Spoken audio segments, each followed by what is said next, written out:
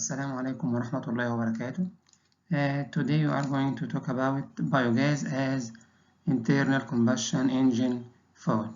So we are going to talk about the using or utilizing biogas as a fuel. This fuel will be used in the internal combustion engine. So if you don't know what biogas is, we will express.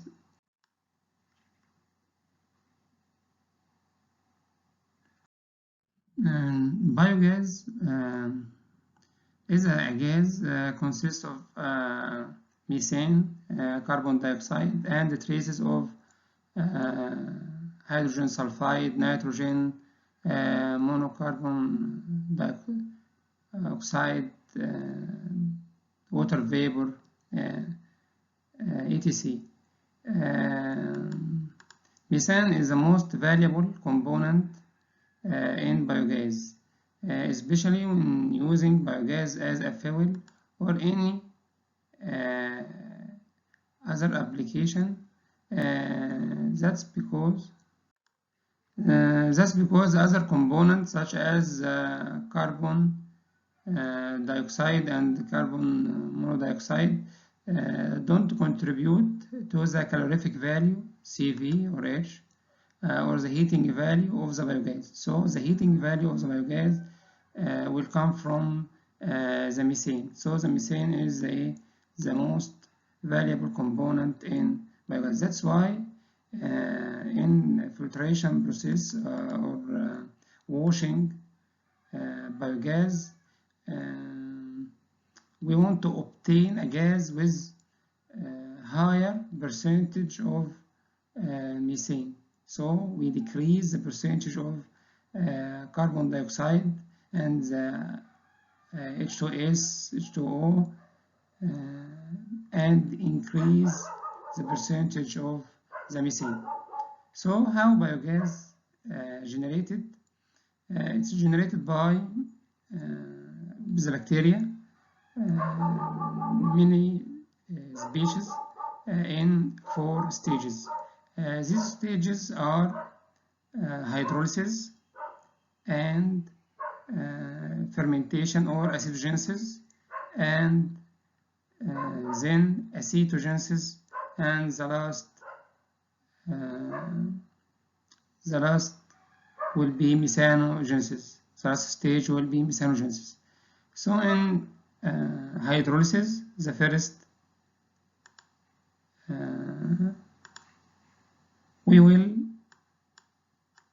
bacteria will convert the organic matter into like here, and this is the start. The organic matter will be converted to carbohydrates, protein, and lipids. Then the fermentative bacteria in the fermentation or in the acetogenesis process will convert these products into fatty acids and alcohol. Then in acetogenesis stage, the acetogen bacteria will produce the acetic acid. Then 2 kinds of bacteria, acetoclastic methanogenesis bacteria will convert the acetic acid into methane and carbon dioxide, and another type of bacteria, hydrogenotrophic methanogenesis, will convert hydrogen and carbon dioxide into methane and water vapor. So we have 4 stages. The first stage will be hydrolysis, which will convert the organic matter into a small chain like carbohydrates, protein, lipids. Then the second stage, the fermentation or acidogenesis bacteria, acidogenesis process.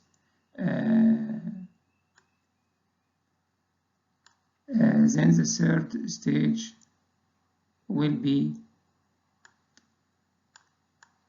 acetogenesis stage, and the fourth stage will be methanogenesis.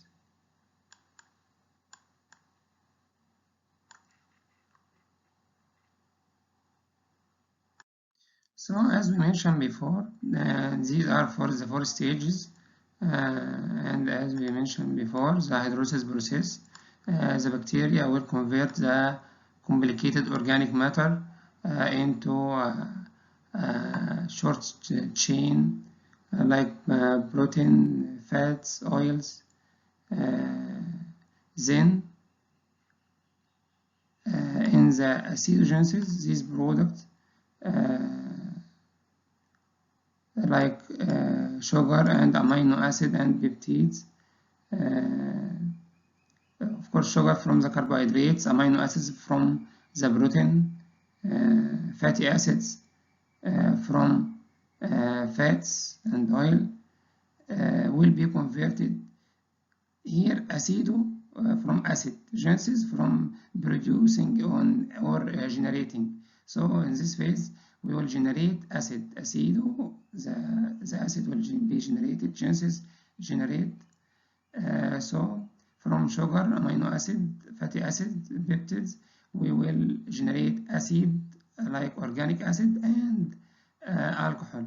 Then in the third stage, acetogenesis, aceto, as we mentioned before, the acetic acid, genesis generating. So the third phase is generating acetic acid from the alcohol and the volatile, the organic acid. So here we have acetate and carbon dioxide and hydrogen, and the final stage, methane, from methane, genesis generating methane. And we said we have two kinds of bacteria, cytoclastic methanogenesis, which can generate methane from acetic acid, and the other kind of bacteria will reduce the carbon dioxide and the hydrogen and converting them to methane and water vapor. These are the thermodynamic parameter of methane at standard condition, and this expression, standard condition, is important when dealing with biogas as a fuel. In many papers, we will find the letter N for the standard condition. So in this example here, we have the calorific value, our lower calorific value of the methane, 50 kilo or 50,000 kilograms per kilojoule per kilogram.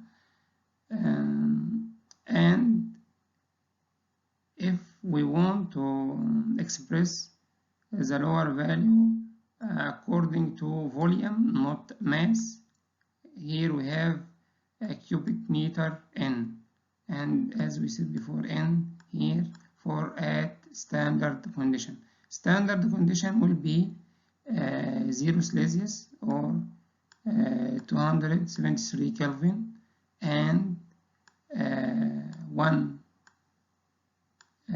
atmospheric pressure, which will be 1.013 bar.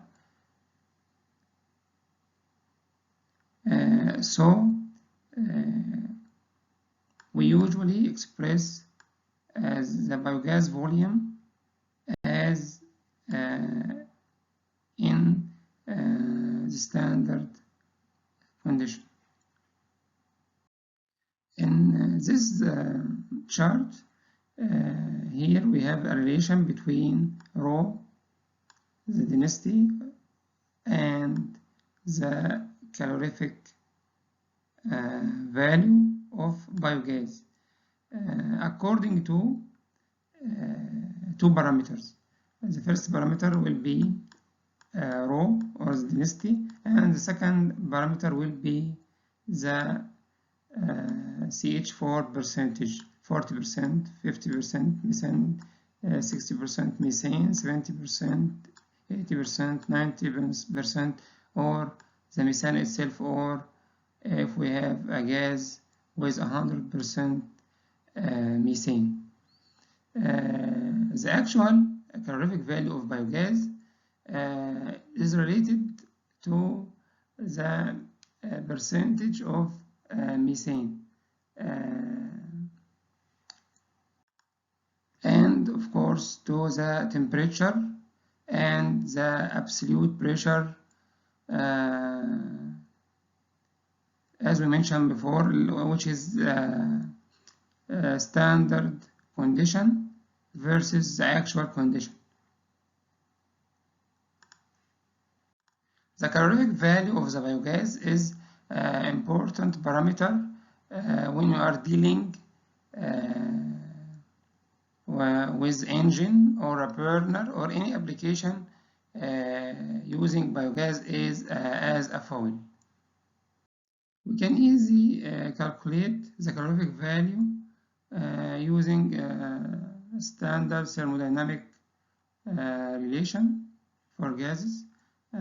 Here we have the density, the actual density of methane will be equal to the standard density, which is the density at the standard condition, then the absolute pressure, the actual pressure above or over the standard pressure. As we said, it will be 1 atom. Then the actual temperature here, the standard temperature, as we said, 0 Celsius or 273 Kelvin.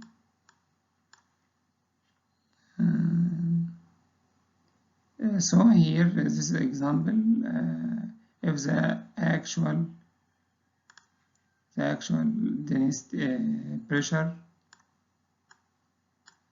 and the actual temperature is like that, we can easily find the methane actual density, and of course we can use this density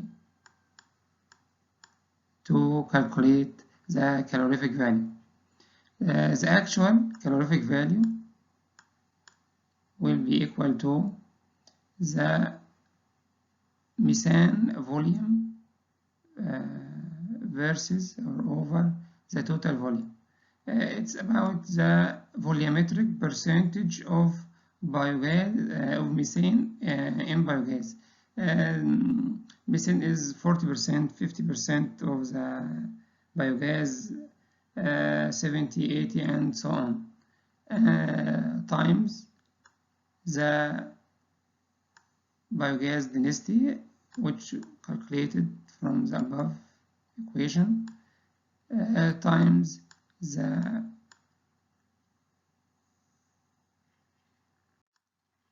calorific value or heating value at the standard condition.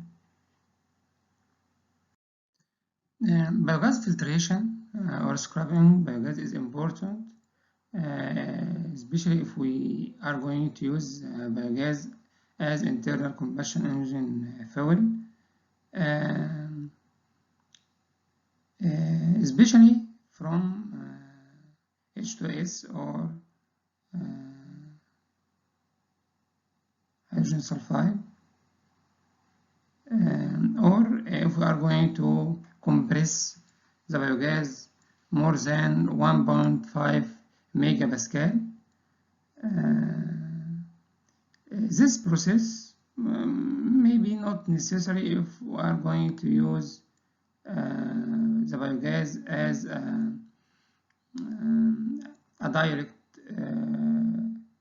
fuel for heating water, heating space, and so on. But if we are going to use biogas as an internal combustion engine and as a fuel, so we need to increase its calorific value, which will be done by increasing the most variable component, which is methane. So we need to remove the H2S or hydrogen sulfide, because it can generate acid, sulfuric acid, which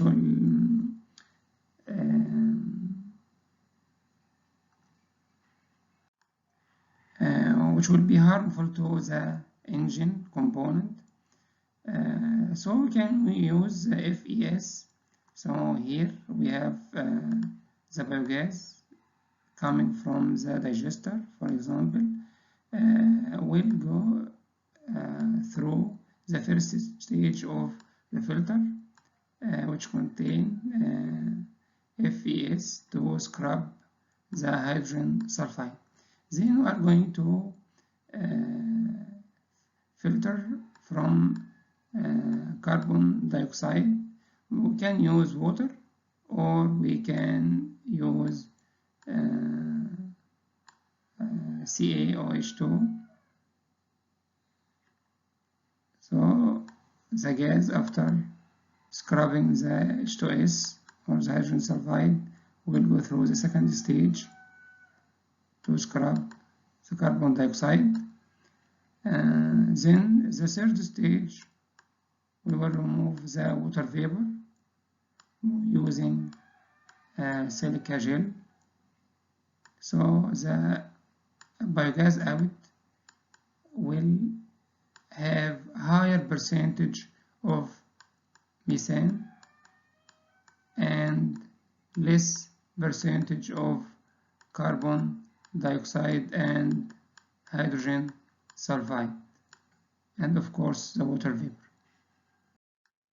Here you can see a comparison between diesel fuel and biogas and hydrogen as a fuel for internal combustion engine or for a diesel engine or compression ignition engine. We can see the biogas used in this experiment with 65% of methane. Its calorific value by megajoule per kilogram is 21.7, which is less than diesel fuel and also less than hydrogen if we use hydrogen as a fuel.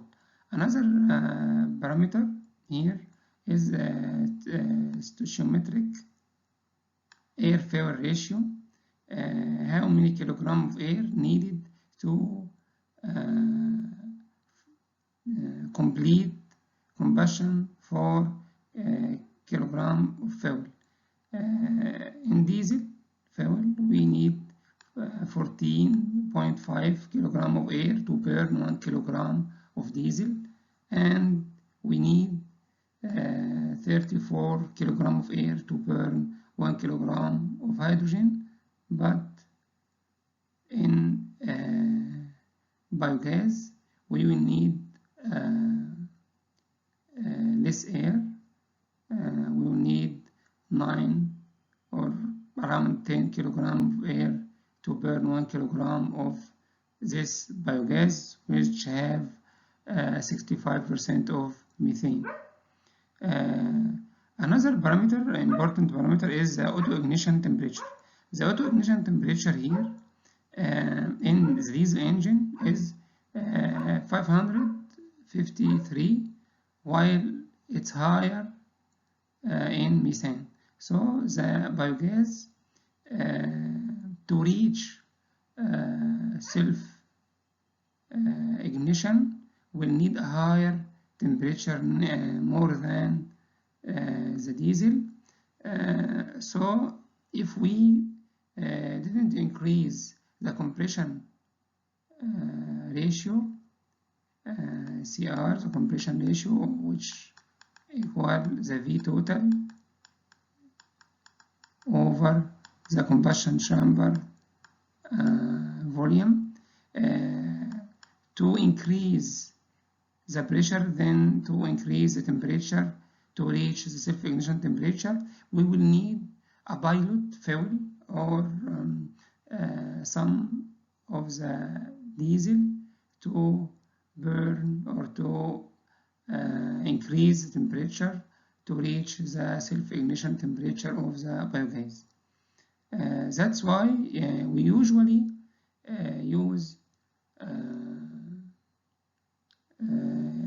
the pilot fuel, the diesel fuel, in the compression ignition engine, and we don't use just biogas. Another parameter will be the flame speed. The methane combustion velocity around 4 or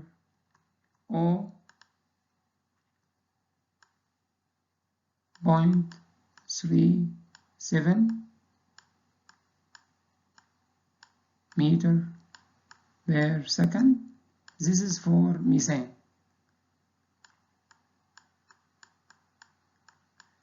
But if the carbon dioxide restrain the combustion velocity, therefore the combustion velocity of biogas will be slow. You can see it's slower than the diesel and slower than hydrogen, which means the combustion process will take longer time, or the combustion time will be increased. Of course, we can increase the heating value and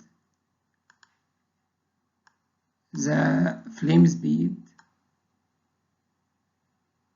by increasing the methane percentage. As in this example, we use enriched biogas, which have 93% methane.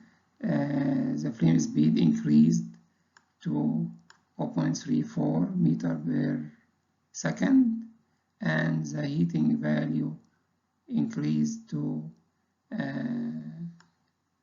42 kilo or megajoule, 42 megajoule per kilogram. So which engine can be used, or can we use biogas as a fuel for this engine? We have two kinds of engines: spark ignition or SI engines, or auto or petrol engine, and the other kind is compression ignition, CI, or diesel engine.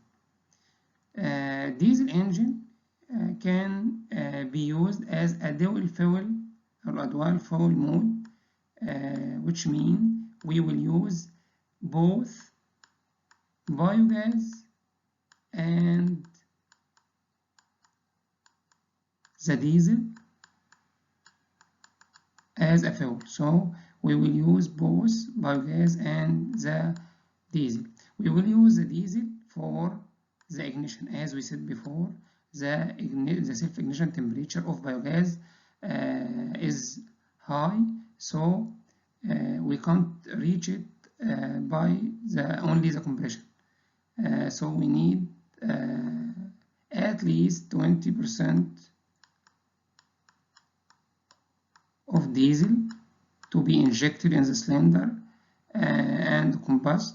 Then the temperature increase till reach the biogas self-ignition temperature. Of course, the diesel will be injected into the cylinder, and biogas will be mixed with air coming from the air filter. Spark ignition engine, we can use biogas for spark ignition engine in two ways.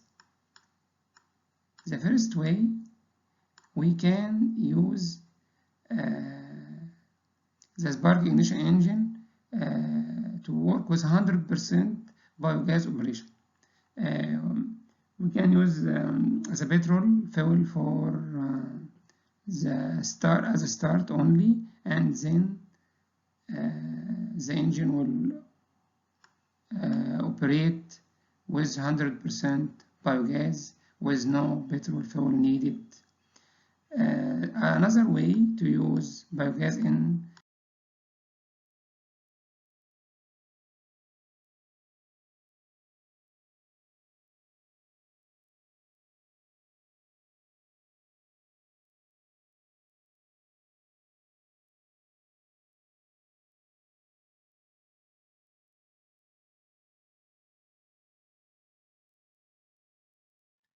the other way is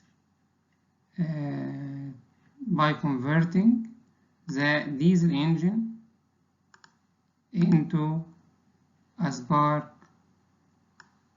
ignition engine. So we will convert the diesel engine into a spark ignition engine to generate it, to operate it with 100% biogas instead of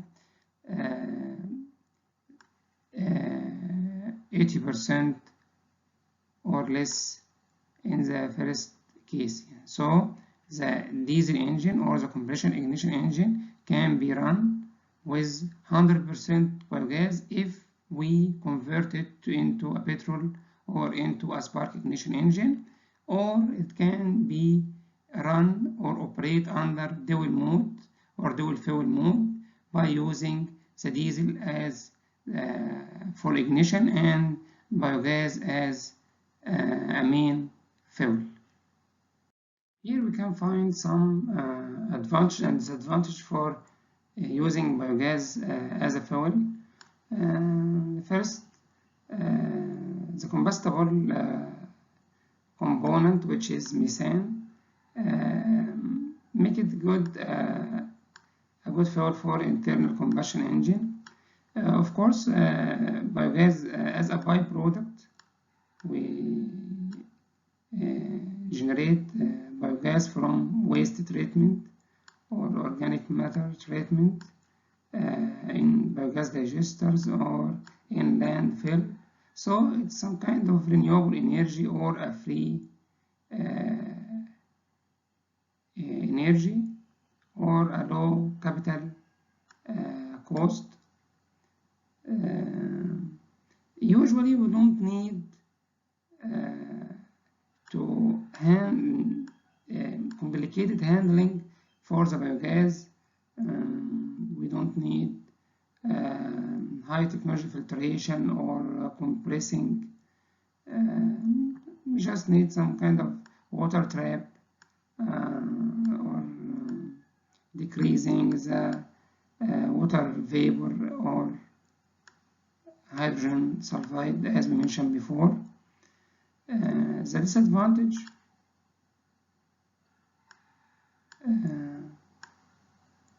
mainly in the lower calorific value of the biogas, and we usually need a carburation system to mix the biogas with the air before introducing the fuel or the mixture into the engine cylinder. Contaminations like hydrogen sulfide, H2S, as we mentioned before, can cause corrosion or clogging to the engine. So as we mentioned before, we need a carbureting system or a mixing device to mix the air and the biogas fuel before introducing the mixture into the internal combustion engine cylinder.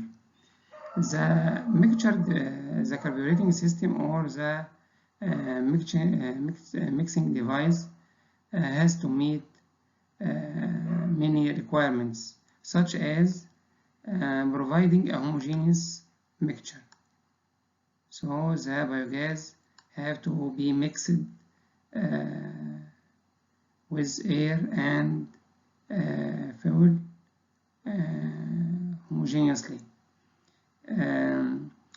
We have to control the biogas flow according to the performance or according to the load.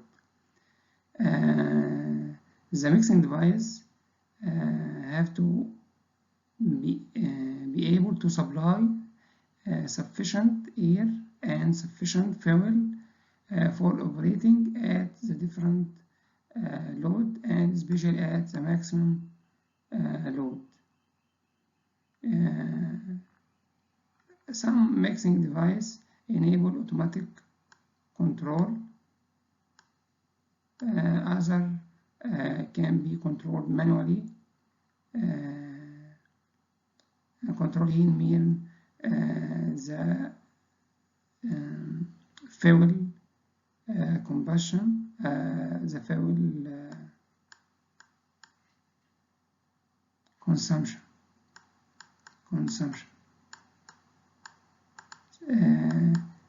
Diesel fuel or liquid fuel or gas fuel. Researchers tried a lot of ways to mix the biogas with air and with fuel. We will present some of these tries. As you can see here, they used a T-joint as a mixture. So here the air filter. So the air coming from the air filter will go through this T-tube. Then here we have the biogas from the digester or from the pressurized cylinder. They will be mixed here. Then they will introduced into the engine cylinder. We can use the air filter itself. We will modify the air filter by adding a tube to the air filter. This tube will allow the biogas from the digester or from the storage system to go through the air filter, then to the engine cylinder. Here we can see a simple mixing chamber. The biogas tube have many vents or have many holes. The biogas from the digester or from the storage system, the air from the air filter. Both air and biogas will enter to the mixing chamber. Then after the mixing process, they will go to the engine. Another tube.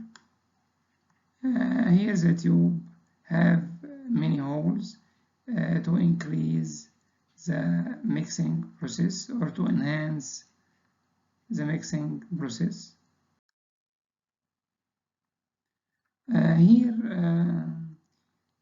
we add a biogas after by the T. It's the same T joint, but here explain where this T tube will be. It will be between the air filter and the engine cylinder. Also, the location of the simple mixing chamber between the filter and the engine.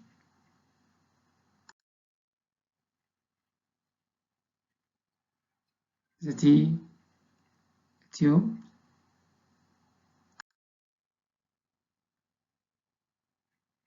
Here, this diagram shows the governor will control or will act as a biogas regulating valve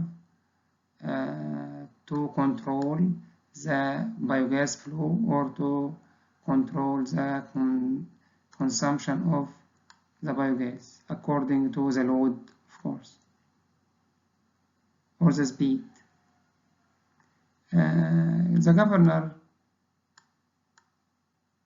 is a device which controls the fuel flow to the cylinder according to the load or according to the RPM. So with high load, the RPM decreased, then the governor allows more fuel to the engine. If the load decreased, the RPM increased, so the governor will decrease the amount of fuel introducing to the cylinder. These are mini tries. As you can see, biogas, the mixture, air, here velocity regulator or the governor to control the amount of fuel. Here nozzle, the diesel nozzle, diesel control system, of course the pump.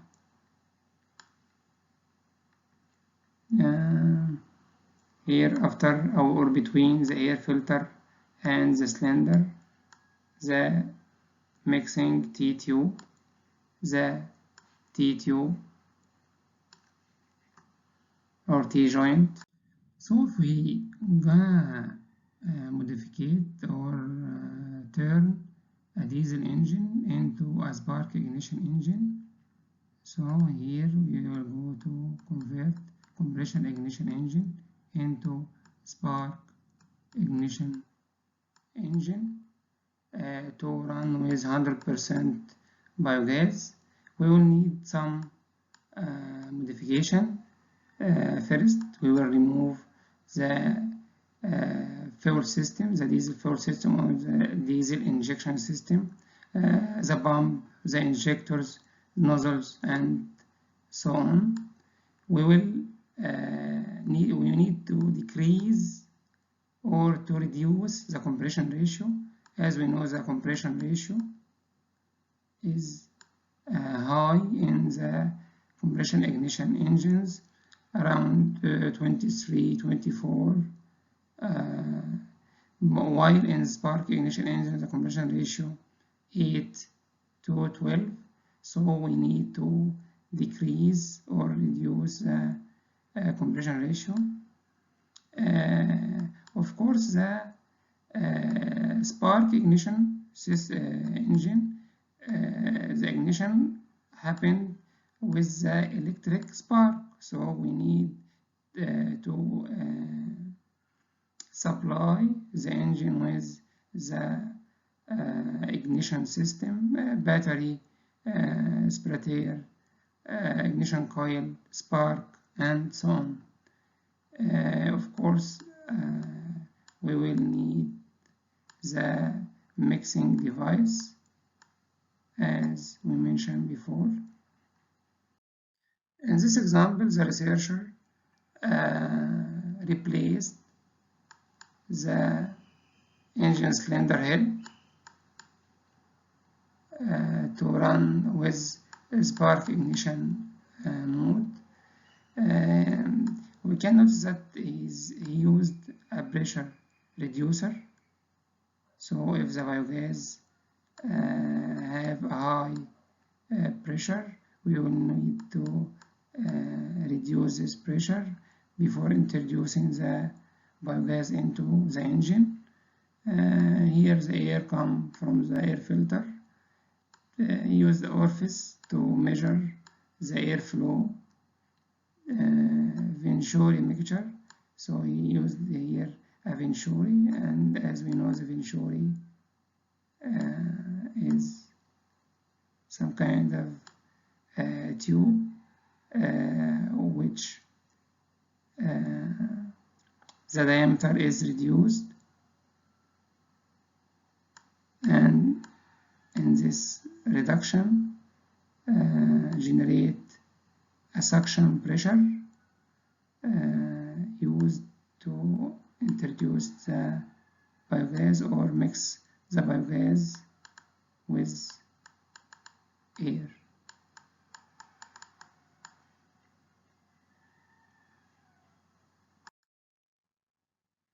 Another example, and we can see in this example that the biogas in a cylinder with high pressure, so this biogas or this pressure need to reduce.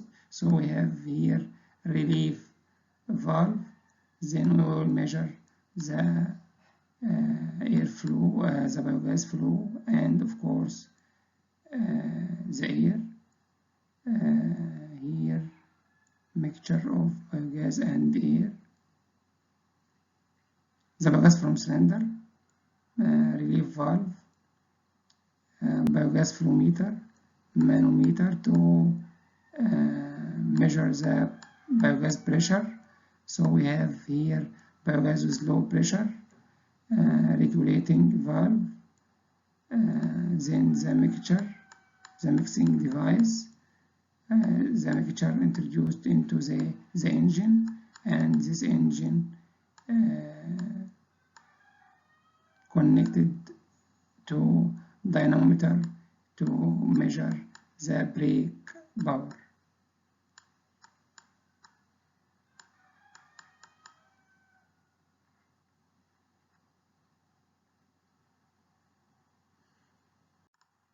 If we're gonna use a low pressure storage tank, so there will be no need to relieve valve as in here. Another example, here's the air. This is the Venturi biogas control valve to control the fuel flow according to the load, as we mentioned before. The Venturi or the mixing device, engine, diesel. Here, instead of connecting the engine into a dynamometer to measure the brake power, we connect the engine with generator, and generator connected to load, and of course we will measure the load or the the current intensity and voltage to know the electric power generated by using biogas into the dual mode, because here we have diesel and biogas, so we have two fuels, so it's dual mode.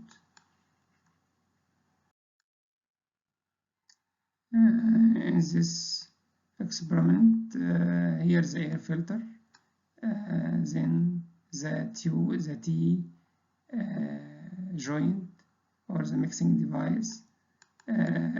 Here the low pressure storage system introduce the biogas to the mixing device, the air and the biogas mixed, then introduced into the engine cylinder.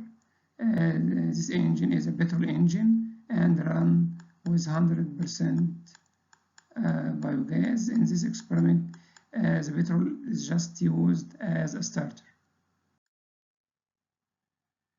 Another example, in this diagram, we will need to know the different measurement like calorimeter, exhaust gas analysis, smoke meter, eddy current dynamometer, and so on. These measurements are needed when we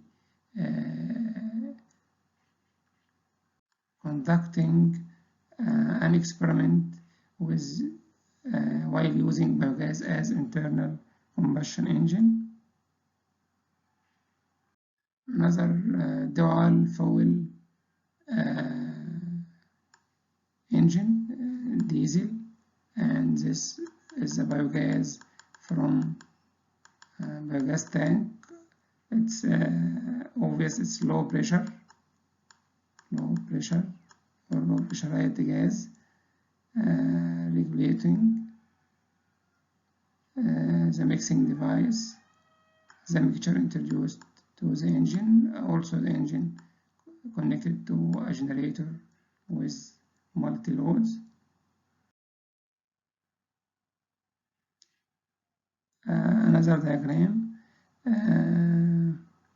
and also we can see that the exhaust gas temperature is measured, RPM measured, fuel flow, airflow measured,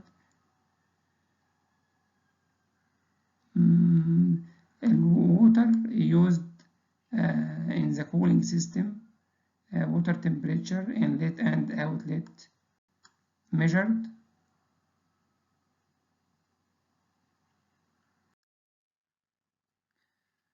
Not just biogas, or not only biogas can be used in this experiment.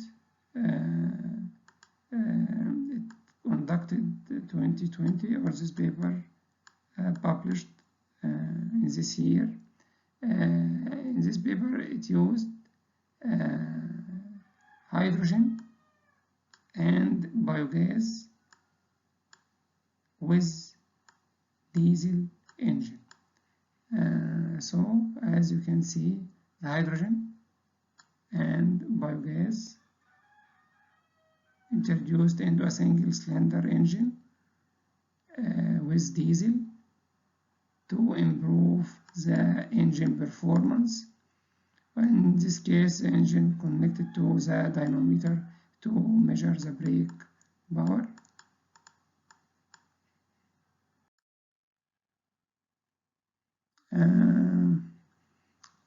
You can see that we have the engine, number 1, the dynamometer, number 2, diesel tank, number 3, the fuel Unit meter is used to measure the fuel consumption. So it has a fuel consumption measurement here for diesel, of course. Fuel pump number 5, which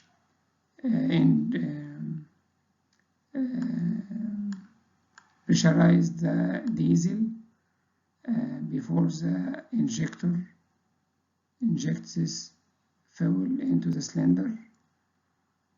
Then we have the air filter number 6 here. Hydrogen generator number 7. The enriched biogas balloon. So here we have low pressurized gas number 8. Number 9 and number 10 are traps for flame. Number 11, the exhaust or the product of the combustion. 12, exhaust gas analyzer to monitor the change in the exhaust component when using diesel alone or diesel with biogas diesel with hydrogen or diesel with both biogas and hydrogen. This is the view of the test. In this test, they start the internal combustion engine, one with a single fuel mode, which is diesel, and then with dual mode diesel with biogas, dual mode diesel with hydrogen, then biogas with diesel with hydrogen, and compare each case with the other cases. The experiment result was increased in brake thermal efficiency. So the brake thermal efficiency increased when we used hydrogen biogas diesel, and the brake specific diesel consumption reduced whether we use the mixture between biogas and hydrogen or just in the dual mode biogas with diesel. So even if we use biogas and diesel alone, the diesel consumption will decrease. The brake specific energy consumption decreased also. The volumetric efficiency increased with hydrogen, but it decreased when operating with the volumetric efficiency increased in hydrogen diesel only, but it decreased whether we use biogas and diesel or both hydrogen and biogas and diesel. So it usually decrease. The carbon dioxide emission decreased.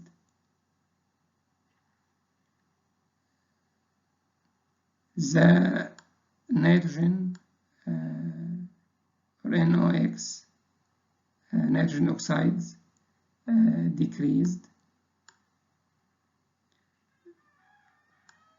Here the timing, the injection timing